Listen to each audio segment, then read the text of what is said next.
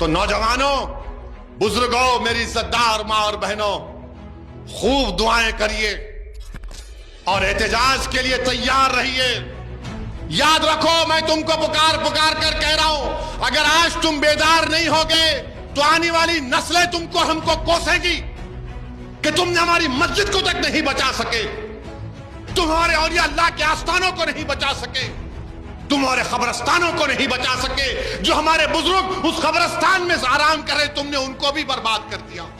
उठो भारत के मुसलमानों, ये वक्त उठने का है। मैं बार बार तुमसे कह रहा हूं, तुम अगर मुझसे नफरत करे तो करो मुझसे नफरत, दिल खोल के करो, मगर ये तो सबका मसला है ना मेरे भाई।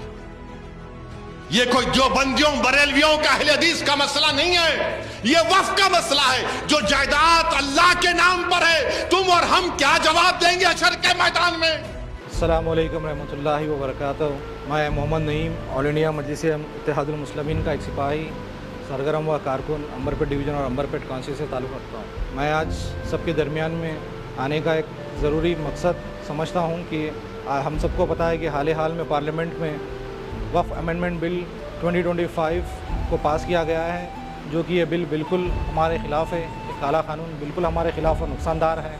All India Muslim personal law board की जानिब से 19 अप्रैल बरोज़ हफ्ता 7 बजे से 10 बजे तक दारुस्सलाम, जो ऑल इंडिया मजलिस इत्तेहादुल मुस्लिमीन का दफ्तर है, उसमें मुनक़िद किया गया है।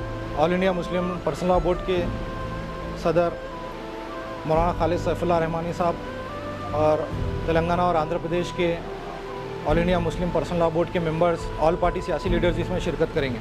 आज हम पर यह काला कानून मुसल्लत किया गया है हमारे मस्जिदों पर, खानखाहों पर, दरगाहों पर, जो हमारी अल्लाह की ज़मीनें हैं। इस काले कानून को वापस करने के लिए, जो हुकूमत में शरपसंदों की ताकत को कमज़ोर करने के लिए हम सबको मिलकर इत्तेहादी और मुत्तहिदा तौर पर ये मुहिम को आगे बढ़कर कामयाब करना है। इसलिए all India Muslim personal law board की जानिब से वक्फ अमेंडमेंट बिल 2025 के तहत जहाँ कहीं भी जलसे होंगे या पब्लिक प्रोटेस्ट मीटिंग होंगे, हम सबको मिलकर कसीर तादाद में शिरकत करना होगा।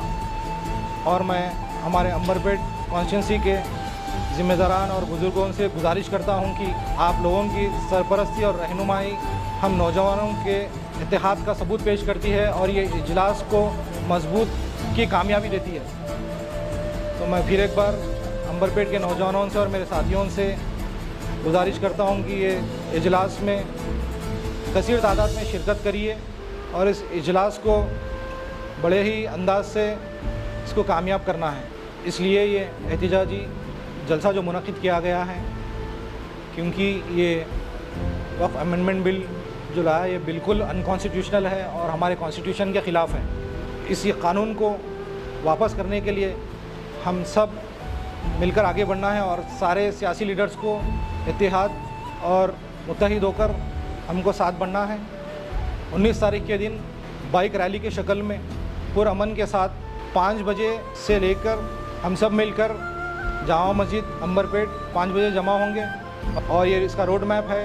जामा मस्जिद अंबरपेट से श्री रमना थिएटर से हम लेफ़्ट लेंगे अली कैफ़ की तरफ, पुलिस स्टेशन और मंडल ऑफिस से गुजरते हुए अली कैफ़ से फिर हम राइट लेंगे, फिर लाल बाग, जिंदा तिलिस्मात, कादरी बाग, गोलनाका, फिर वहाँ से काचीगुड़े से होते हुए हम दारुस्सलाम में इस जलसे में शामिल होंगे। तो मैं आप सबसे दर्दबंदा अपील भी करता हूँ और फिर एक बार गुजारिश कर रहा हूँ कि कसीर तादाद में इस जलसे में हिस्सा लीजिए और इस जलसे को कामयाब करिए। जज़ाकल्लाह।